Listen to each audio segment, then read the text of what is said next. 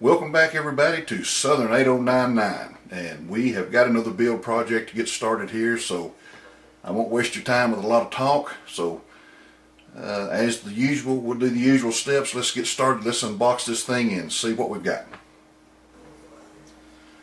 The first thing we're going to do is we're going to take it out of the wrapper, take a look at the directions and make sure all our parts are here and kind of get some kind of idea about what we've got to do as far as the painting and the assembly goes. Got it unwrapped here, and the first thing I notice is we've got, here's our decal sheet, or I wouldn't necessarily call this decals, these are probably stickers, but we've got the option to name it three things: Lakeville Shipping, Bud's Trucking, or Lost in Shipping.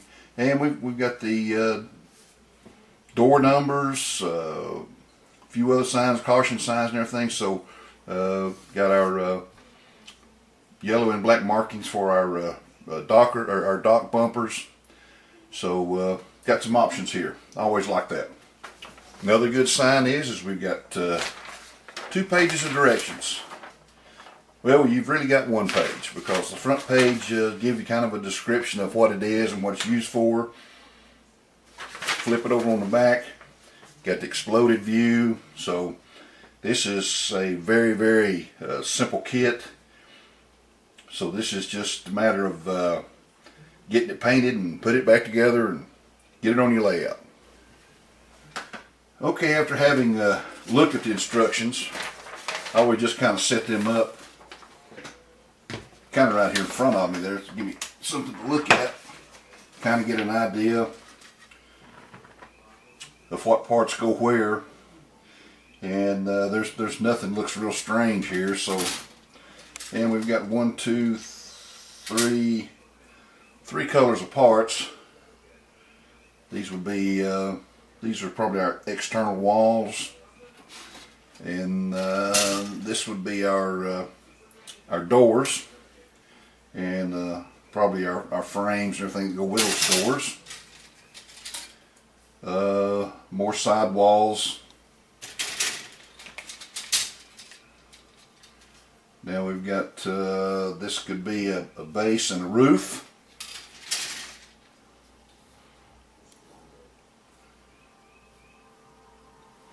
Okay. Oh, here's our base.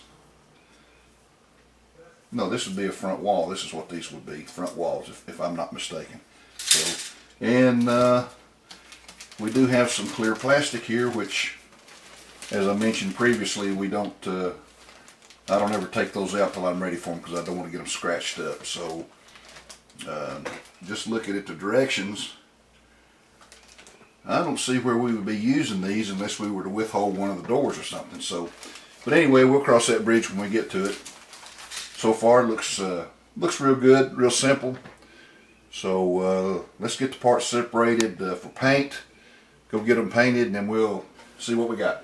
And as I told you in my previous videos, that what I always do is get my parts separated off the sprues, so that and I sort them based on color, using the directions to do that. So that's what we're going to do now, is just get this stuff separated so I can go paint it.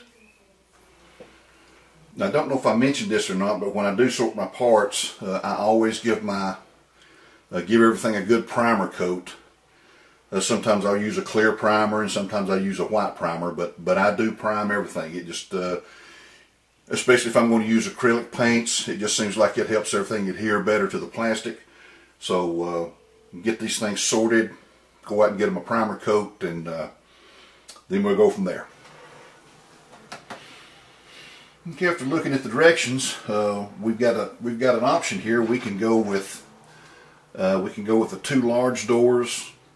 That you know, if you see on the box, you got the 2 large doors, or you can go with 1 large door and 1 small door. I think in my situation, I'm going to go with the 2 big doors. Now I've got a few parts here that just not quite too sure how they're going to come out in the paint scheme. So what I'll do is, like I mentioned in other videos, I'm not necessarily going to cut them off the sprue, but I am going to cut the sprue itself, and that's going to allow me to kind of I can handle these a little bit easier when I need to paint them, because I'm just not sure what color they're going to be, and I've got a separate tray over there for them, and the sprue tray is back here in the back. And as I mentioned in some of my earlier videos, I always do some test fitting just to see how things are going to look and get some kind of idea, a little bit better idea of how the parts are going to fit into a certain situation. Okay, now I've got as many parts as I can separated according to the way I'm going to paint them. I got 1, 2, 3, 4, and I got 5 trays, which means I'm going to be using 5 colors. So I've got those separated based on everything I can see that I need to do right off the bat, and that's based on the instructions. Now these are the paints I'm going to be using, and assorted in addition to probably some, you know, some acrylics I'll put on by hand for weathering and touch up and that kind of thing. This is Krylon indoor outdoor. It's called Periwinkle. Now it's almost the same color as the parts. You get one of them out here. The parts that came with the kit. It's not a little difference. It's a little bit lighter. But that's what I want. I want it a little bit lighter. Think it'll weather a little bit better.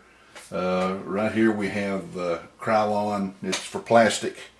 It's khaki. The exact name of that is satin khaki, and I've used this before. It always works well when you weather it. And then here's my primer that I will use to cover the whole thing before we get painted. So that's what I'm going to use. Now, something, if you didn't know this, I was just over at Michael's and got this, but before I went, I checked their website, and they always have a coupon there. So I went over and got I got 15 little bottles of paint, the Americana style. Wasn't this? This is the apple butter or apple barrel. This is what I get up at Walmart. But they had the Americana on sale for $5, and then I had a coupon. So I had probably $25 to $30 worth of paint. This was $7 in itself, and by the time I got through with the coupons and everything, I wound up paying $13.10. So before you go to Michael's, check the website, get the coupon, and then they generally have 2 coupons. They'll have 40% on one item that you can take off, and then they'll have another one, 40%, 40 to 50% of the entire purchase. So that's how I wound up with this paint. We've got most of our painting done, so let's start with some assembly. I've tried to do something with lighting in here a little bit, maybe a little bit brighter and give you a little bit better view of what I'm doing. But so we'll get started on the assembly. First thing we got to do is we have to make a choice between our doors. We've got 2 doors like this. Both of them, this one and this one, are the same size. And then this one right here, I don't know if you can tell it or not, pull it up. It's a different size, a little bit smaller, about the same height, but just not quite as wide. So this would be a truck dock door, and this would be a rail door.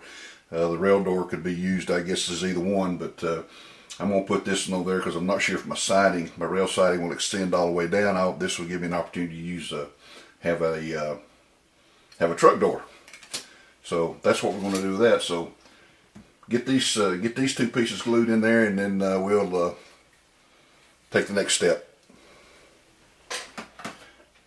Now now we've got to put our panels on. I've got 4 of these, and then we've got our panels that go around our doors. So let's get these panels glued on, and then we'll take the next step. Okay, we have the one panel done. We've still got some pieces to put under here. It's our foundation brickwork, but this will give you some kind of idea about the way the front panel goes on. Got one more front panel to do and again I'm going to do it with the smaller door, and so let's get that done. Okay, now we've got both panels done. They got them side by side. That's the way they line up, and that'll be the length of the building.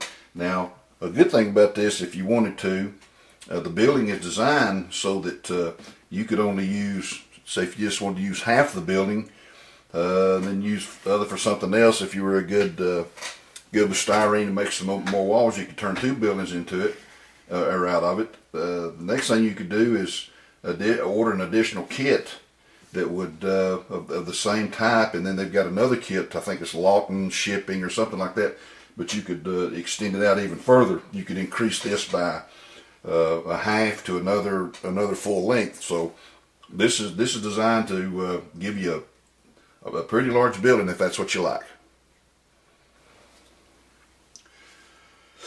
These are your lower brick panels. They slip right up into here. I've already got one up here to show you how they go. This one will slip right in there, and this will go right through there, and we do that all the way across both panels.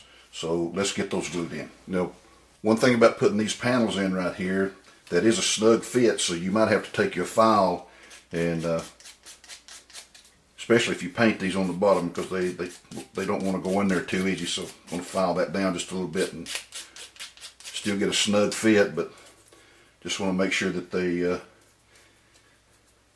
fit in there like they're supposed to. Also on these panels, there's you got 2 mortar seams. You got one at the top and one at the bottom. Well, excuse me, one at the bottom, one at the top, right here. The one with the ridge ridge mortar is always going to go up top, up against your panel. So you don't want to get one here, one there, get them upside down. The ridge one goes towards the panel. Now we have one panel completely done. Let me get this over here.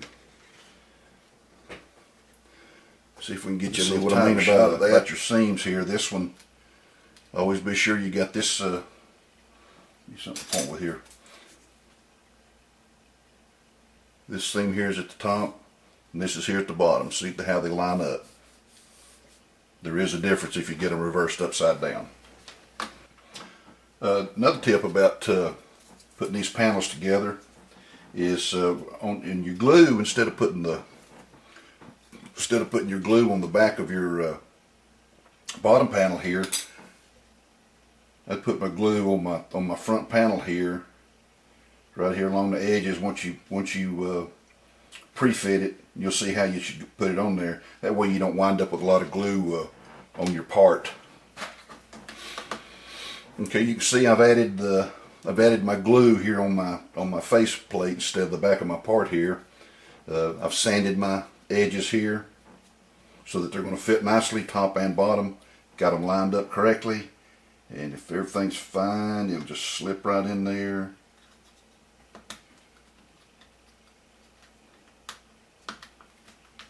And it does. It just snaps right in. So there we have both front panels.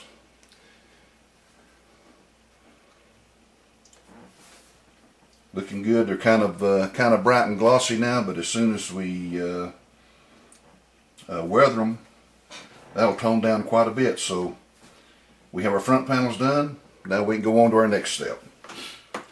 Then we'll try to do a little weathering here, and because this is a tan, I really wasn't too sure about if white would really stand out or not. So I've just got me I've got a little gray mixture over here. I'm going to try that and see what that looks like, and then come over it with a black wash if that doesn't accent it.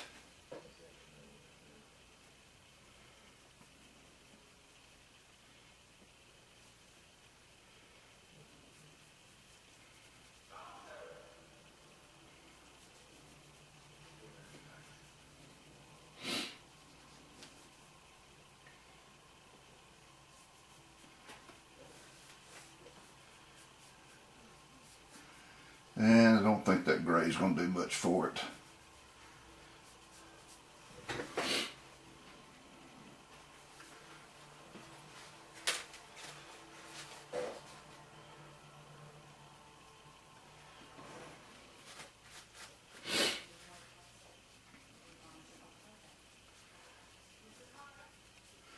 Well, it brings it out some. Get you a little tighter shot in here.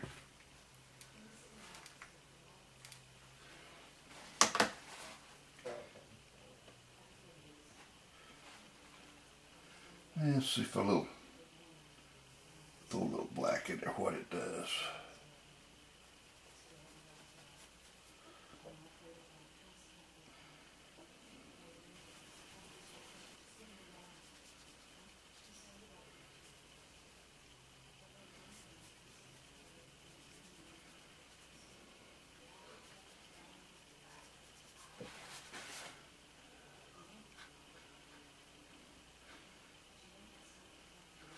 I believe we got my mixture of my blacks just a little bit too thin.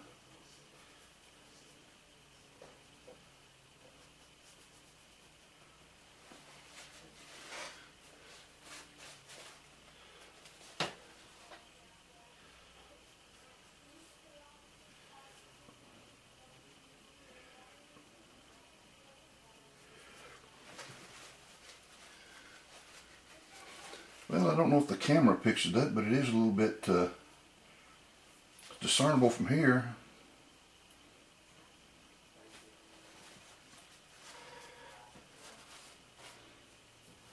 Mix me a little white up here in my palette and see what kind of difference it makes. Well, I mixed some white up and gave that a try, and that didn't do too well, so I think I'm just going to stick with the black.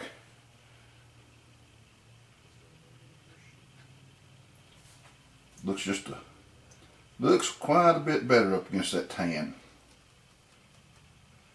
Now over where I've painted it white now, it's probably going to turn gray, but again, like I've mentioned in previous videos, I do about a 50-50 mix on the alcohol paint. I believe I got a little bit more this time, but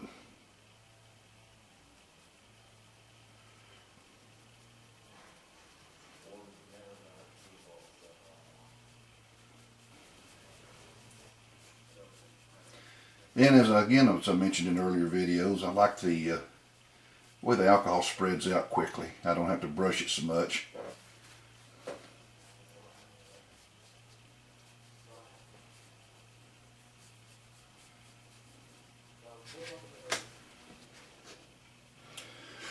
And this end up here is going to have another coat because it's that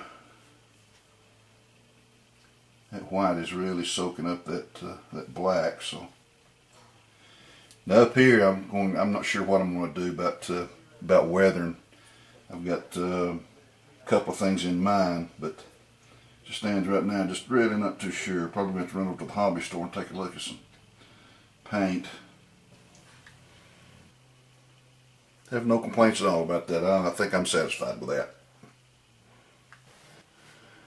Now, with the exception of the main panels, I've got my foundation brickwork weathered, and I've got my door panel weathered.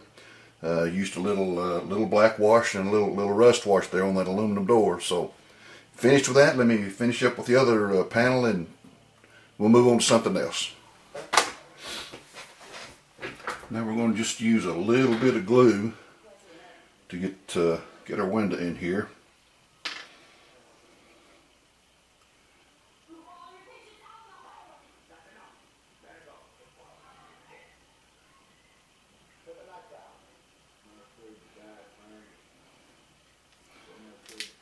Got that one in there. These are very, very small windows.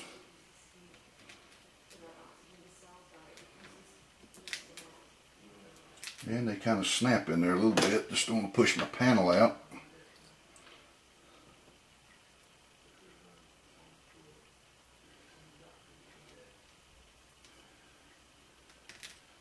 And just put a little glue around the top there. I don't think I need to worry about the bottom. I'll let that dry. Got the one to do on this panel, so I'll get it done and then we'll move on to something else. Okay, now we've got to join our foundation plates together, and they just nothing special about hooking them together, so I'm just going to put a little glue up here on the top side, let it kind of set a little bit, maybe soak down a little bit, move it so it does not glue to my, well, no, I best better do it this way.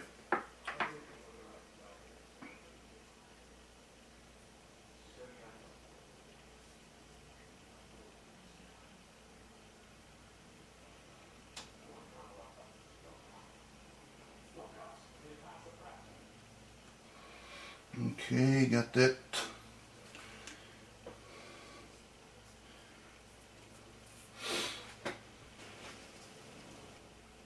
This should keep them square. Put me a piece of tape under there. And then we can slide that in there like so.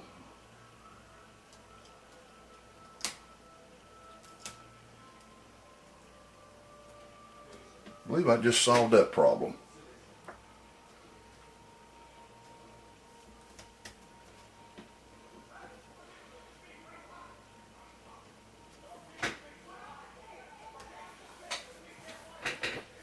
Give that a chance to dry there a little bit. A little liquid something here on top just to kind of help it along.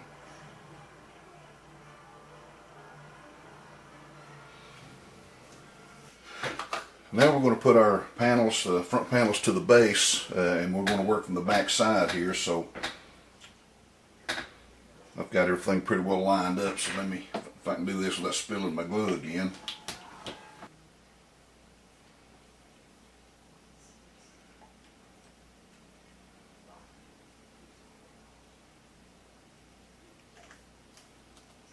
I'm going to do the same thing to this one down here.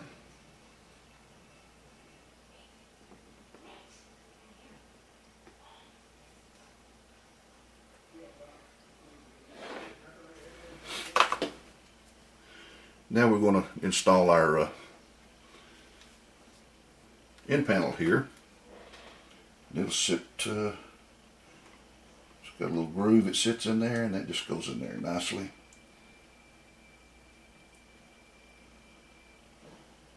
Square it up, there we go.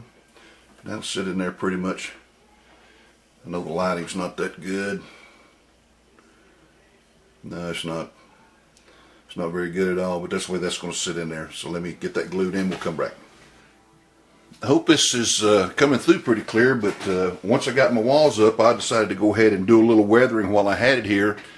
All I've done is use some, again, this is just some Vallejo wash, black wash, and some and rust. I just started at the top here with both colors, a separate brush, and just put a little alcohol mixture there, somebody's good and running, let it run down the building. And when it did, I got this, see if I can tighten it up here a little bit. Got this little rust bead that showed up across it. I think that adds a little character to it. So I got that, so the walls there you see are pretty well weathered. Got my doors are weathered also. See if I can see how much closer I can get into this thing and not get it focused, or keep it in focused.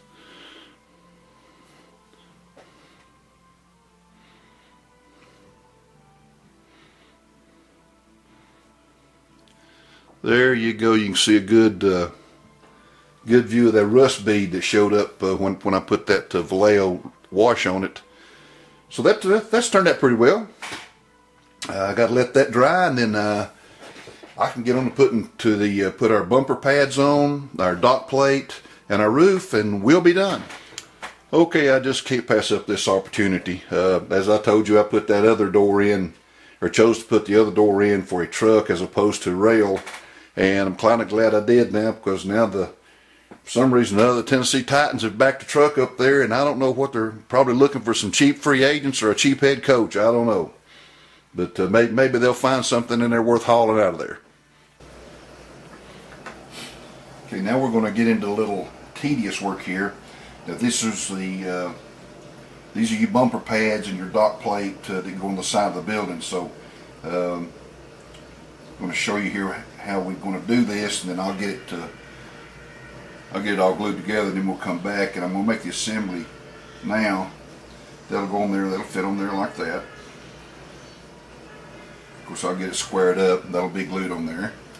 And then this one, same way, but it's going to face this way.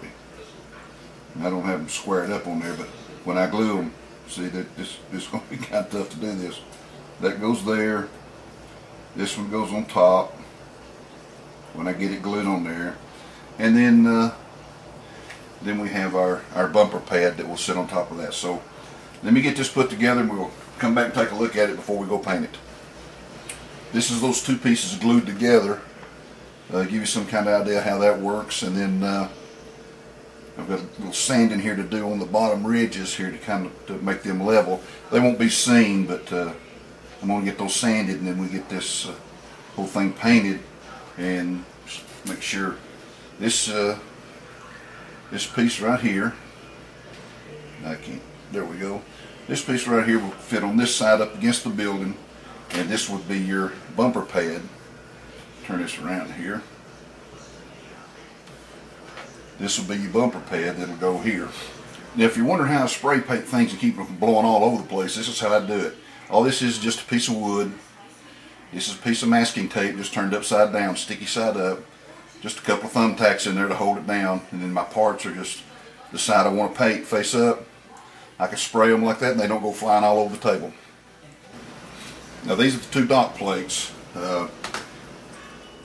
These are things that come up and that will sit in the back of a truck, or in the bigger case the side of a rail car that allows the forklift to run in and out. So we're going to go out and give this a coat of, probably give it a coat of metallic, and kind of shoot it maybe with a little gray to tone it down some, because those things they take a beating, they get quite dirty. So do that and then put me some black wash on it, they should look pretty good.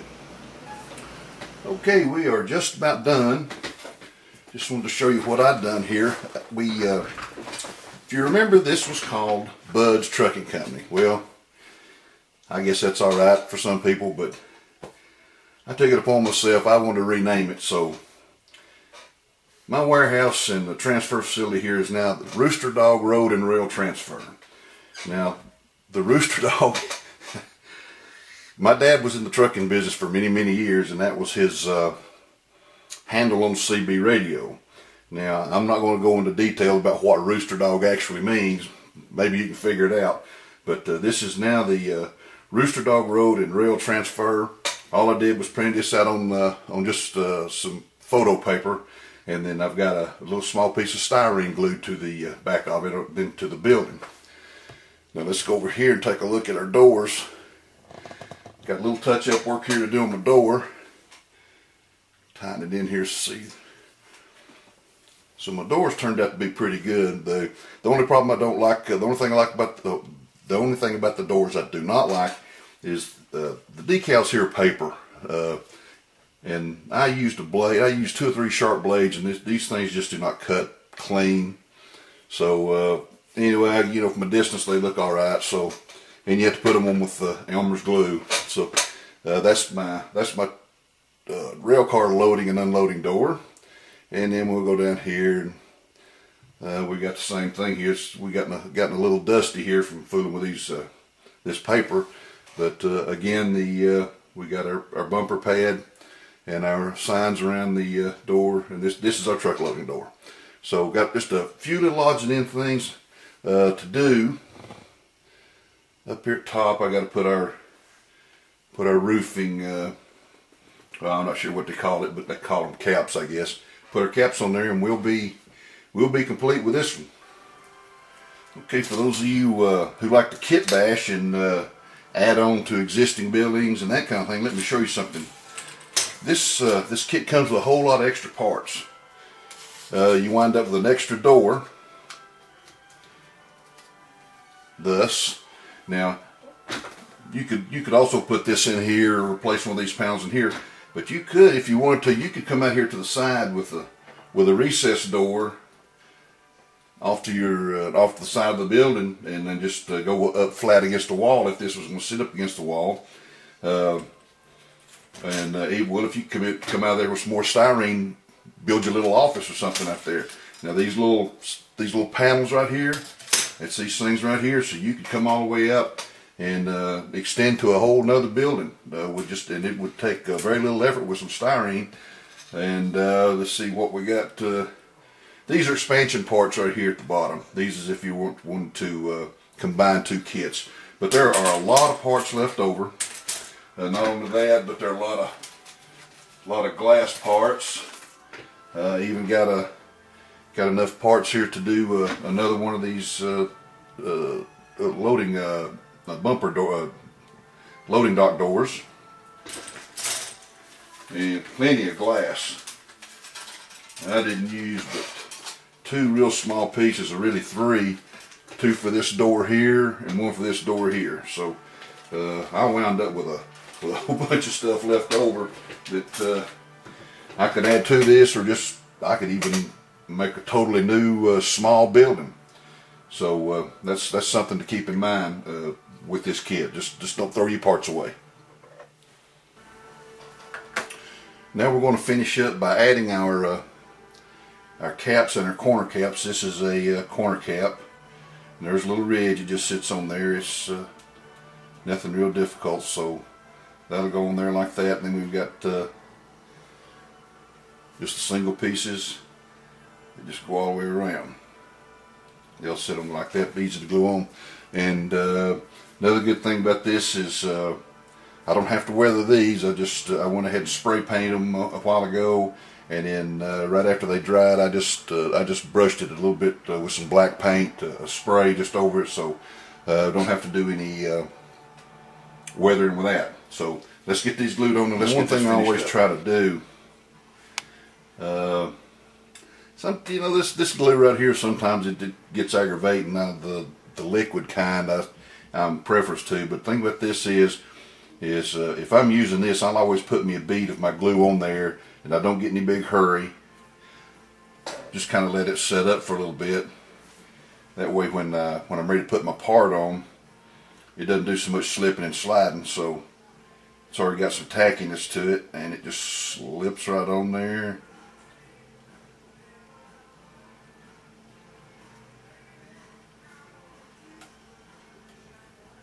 Like so. And we'll get this get a single piece on here.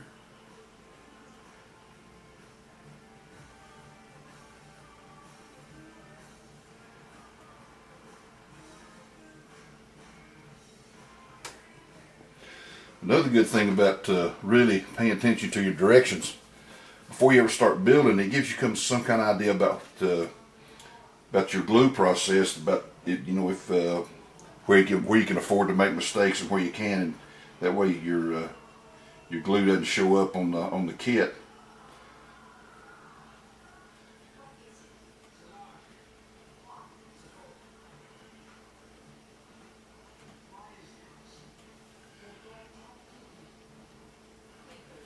Okay, so let's finish this up. Well, there we have the completed Rooster Dog Road and Rail Transfer. As far as it goes, a very simple kit to build. You can do a lot with it if you got some good imagination. It's just a matter of sitting down and do it. It's officially now is the second industry to go on the Amnicola Southern, so we will take her outside and set her on the layout and see what she looks like.